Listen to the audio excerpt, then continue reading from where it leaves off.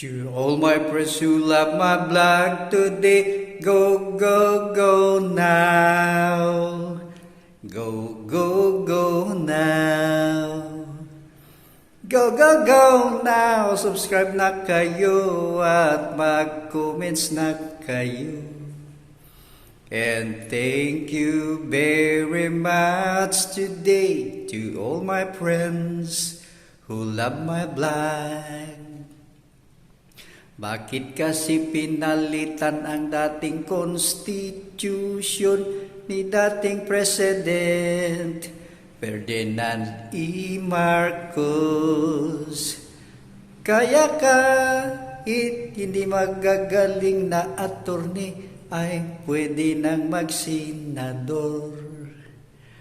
Kaya impeach ng BP ngayon ay di sila makadesisyon. Yun. Go, go, go now. Subscribe na kayo at mag-comments na kayo. And thank you very much today to all my friends who love my blog.